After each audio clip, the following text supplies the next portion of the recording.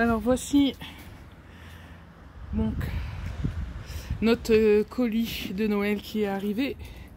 Panneau sonologie. On a dû ouvrir avec le livreur. Donc bien sûr j'ai pas fait de vidéo parce que on était avec le livreur, parce qu'il y avait un trou ici. Donc on voulait regarder si tout était correct. Armature ok. Là on a la prise et normalement on a un grand câble de 25 et un autre de 3. Voilà. Micro-onduleur. Les bacs pour le lestage. Donc là on va régler les pattes derrière, le mettre debout et puis l'installer directement. Là il pleut un peu mais bon, on va s'en occuper maintenant pour éviter d'avoir un carton tout mouillé. Donc ici, hop, ah oui tiens, ça voilà, déjà pour commencer, ça s'était attaché comme ça, voilà. De l'autre côté il n'y avait rien d'attaché et on va juste relever, décacher ici, décacher de l'autre côté et juste fixer les pattes. Je vais faire la même chose de l'autre côté. Donc je dévisse ici. Attendez. Je vais enlever ça.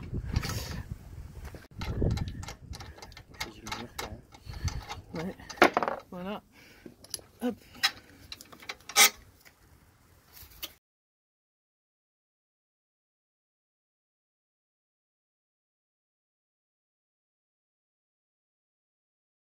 Donc là il nous reste à enlever les deux bacs de lestage. On va le positionner sur le carton. Donc le remettre comme ça. Et ensuite le porter jusque là. Voilà. Et après on s'en occupera vraiment demain parce que il pleut. Alors voici la station photovoltaïque reçue, déballée rapidement. Mais je l'ai reçue avec cette partie-là qui était un peu défoncée. Là il y a une partie ici. Du coup ça a fait un trou je pense dans le carton. Mais ça n'a pas endommagé la structure. Et j'ai aussi trouvé en fait une rayure sur le fond blanc. Et là je suis juste en train de voir si ça impacte sur la production. Je retrouve la rayure, ça doit être dans l'autre sens bien sûr. Donc voilà, donc là on a une rayure au dos du panneau et puis un morceau de revêtement voilà, qui a été retiré. Donc j'ai mis allez, presque un mois pour avoir une réponse pour savoir si ça allait impacter mon panneau. Donc au début j'ai envoyé un message, une réponse assez rapide qui me disait qu'effectivement des rayures pouvaient impacter le panneau. Donc on m'a demandé les photos puis plus de réponse. Deuxième mail, pareil, on me demande les photos, puis plus de réponse. Donc je suis passée au final, au bout d'un certain temps, quand j'en ai eu un peu marre, je suis passée par Facebook. Et là, j'ai eu des réponses les 2 fois dans la journée. Une fois où on était complètement à côté de la plaque pour la réponse, parce qu'on me parlait du devant du panneau et moi j'étais en train de parler du derrière du panneau. Et puis une autre fois où on m'a répondu que ce n'était pas grave. Donc on est passé à autre chose, mais c'était juste pour souligner le fait qu'il fallait aussi faire attention au doute du panneau et que la première réponse qu'on m'avait donnée, c'était quand même de me dire qu'effectivement, suivant la profondeur de la rayure et le type de rayure, ça pouvait impacter le panneau. Au jour d'aujourd'hui, ça s'est un peu détendu et je pense que les gens reçoivent sous un mois leurs panneaux. Donc nous, on a quand même... mais je m'en doutais que ça allait être un peu long.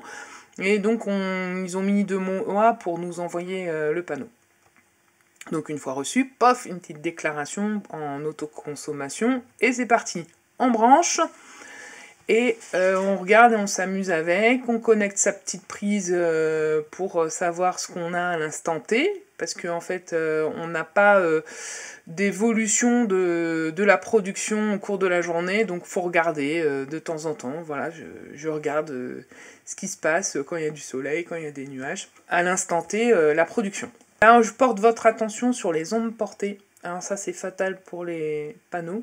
Nous, on a essayé de trouver un emplacement, on a un terrain enclavé, on a des maisons, on a des arbres, donc c'est au final un peu compliqué de trouver sa position.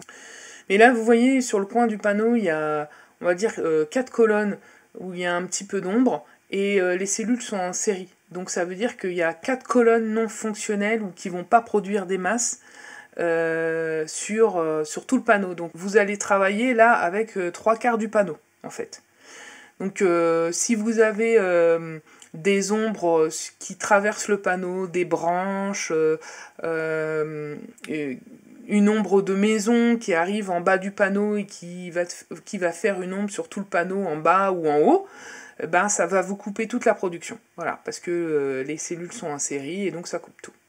Donc ça c'est fatal. Mais à côté de ça, voilà, quand il n'y a pas d'ombre, que tout va bien, on peut avoir des petits pics comme ça qui font plaisir.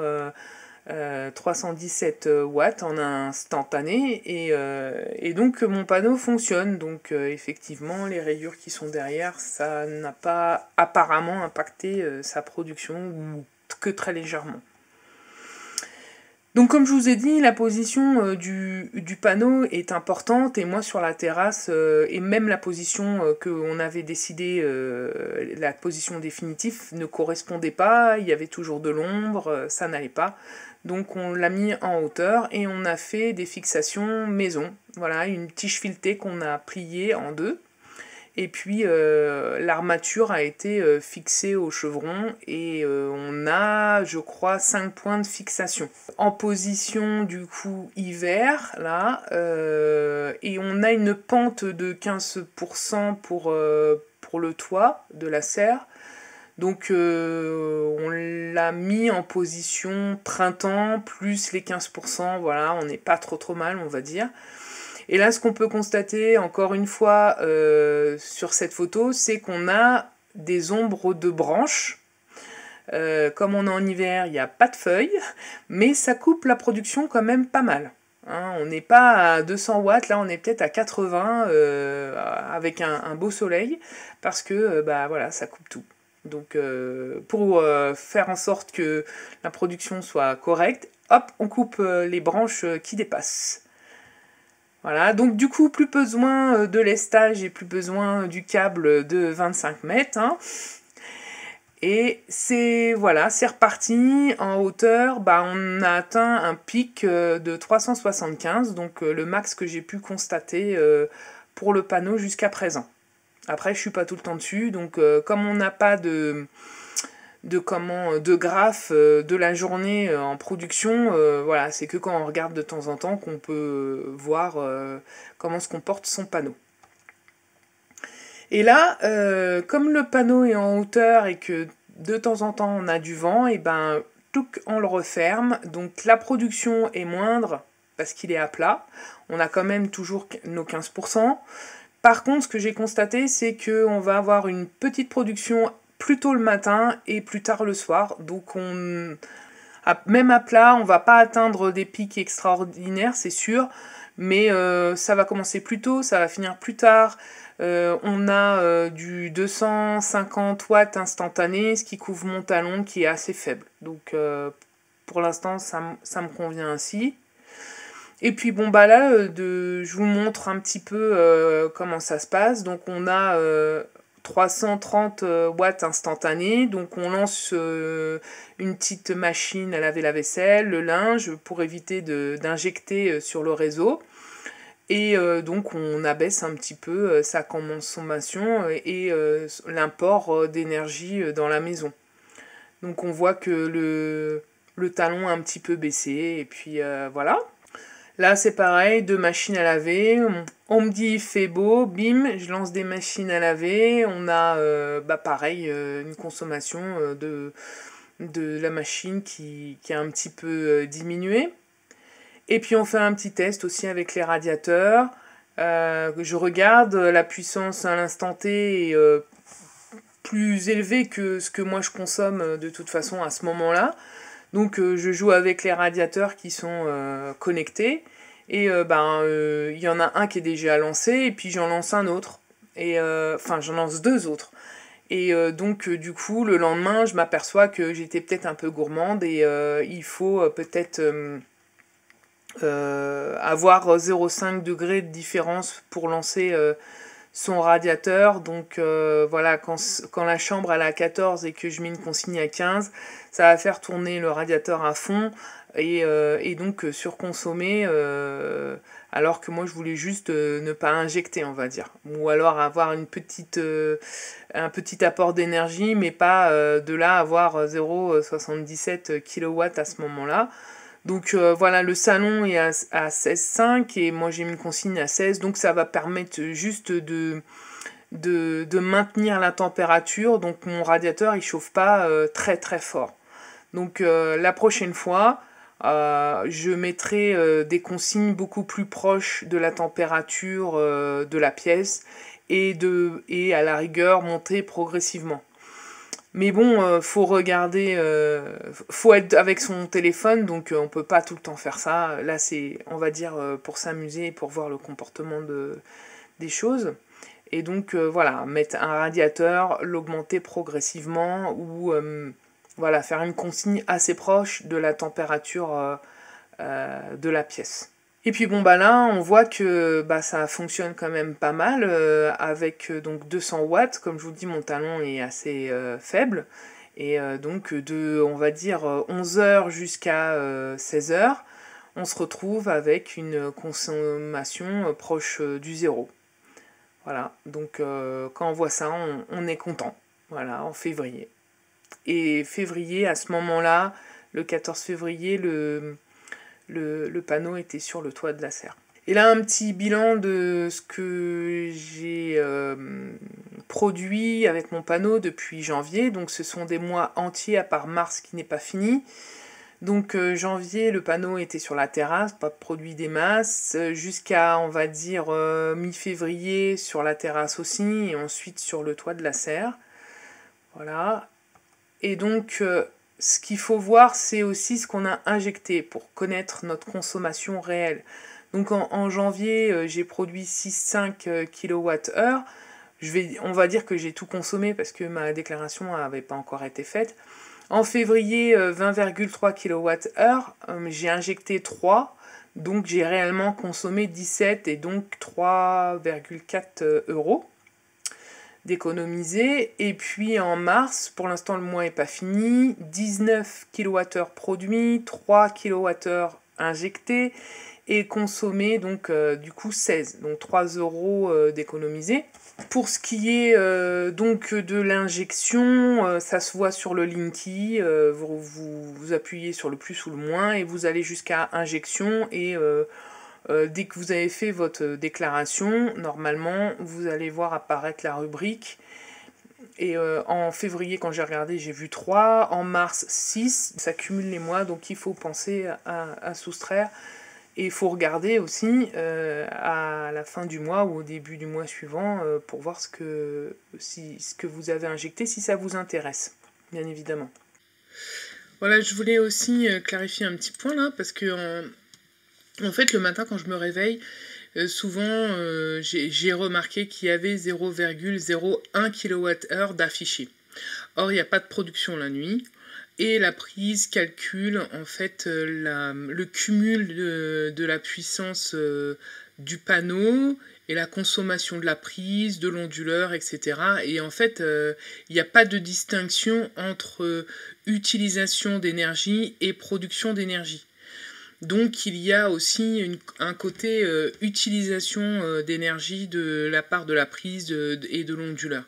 Donc comme le matin je suis à 0,01 multiplié par 30 jours, on va dire 0,3 kWh, même si je pense que ce serait plutôt 0,6 parce qu'il y a la journée aussi. Donc voilà. C'est pour ça que vous allez voir un moins 0,3 et que pour les mois suivants, vous avez déjà des barres d'histogramme, mais vers le négatif.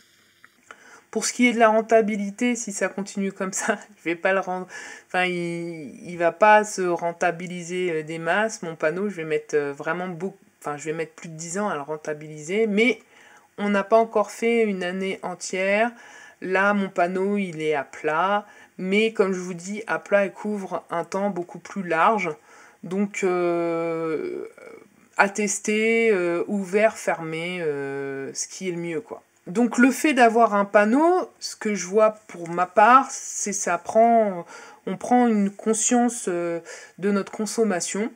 Donc à partir du moment où j'ai eu le panneau, je regardais un petit peu plus l'application EDF et moi. Et j'ai programmé mes radiateurs. On a changé la température du chauffe-eau. On a fait les machines en journée quand il faisait beau. Donc une autre idée aussi, c'est par exemple la yaourtière. Nous on fait nos yaourts. Donc ce qu'on avait l'habitude de faire, c'était les faire en soirée et sur un programme de 9 heures et récupérer le lendemain matin. Donc là, on change un peu nos habitudes. S'il fait beau le lendemain matin, on prépare les yaourts le matin et le soir, on aura profité donc du soleil et de l'énergie délivrée par le panneau pour faire nos yaourts et on les récupère le soir. Tout ça nous a fait économiser, et je parle pas une économie due au panneau, c'est que ça permet une prise de conscience de notre consommation et je pense qu'en décembre on a dû économiser une centaine d'euros. Parce que on laissait les radiateurs dans la journée alors qu'il n'y a personne, parce qu'ils étaient allumés toute la nuit alors qu'on peut faire des tranches horaires de chauffage quand on va se coucher et juste avant de se réveiller pour pas avoir froid avant de se coucher et pour pas avoir trop froid quand on se lève. Mais après, au milieu de la nuit, voilà, la maison elle garde quand même la chaleur et on n'a pas besoin d'avoir 20 dans la pièce, quoi. Donc tout ça fait des économies et une prise de conscience de notre consommation. Et voilà, donc je verrai sur une année entière ce que le panneau nous a apporté de sa rentabilité ou non, et puis nous donne notre effort à consommer moins et faire attention aux lumières, etc. Et puis je voulais aussi rajouter que les panneaux Sonology ont évolué et que moi j'ai reçu un monoface en décembre et qu'au jour d'aujourd'hui ils font des stations bifaces. Alors la face avant est identique à ce qu'on a et la face arrière va prendre la réverbération, donc il y aura 5% en fait de puissance en plus. L'onduleur est le même, il va délivrer que 400 watts. Mais c'est le plateau qui sera, on va dire, un peu plus large si vous atteignez les 400 watts. Ce qui est très rare de les atteindre de toute façon. Mais par exemple, si vous êtes à 100 watts avec la réverbération, vous serez peut-être à 105 watts instantanés. Donc voilà, c'est un petit plus sur les nouvelles stations photovoltaïques de Sonology. Donc voilà, j'espère que cette petite vidéo vous a plu, une petite vidéo réception panneau, montage et observation du comportement du panneau dans son environnement. Et voilà, je vous remercie de m'avoir écouté, au revoir.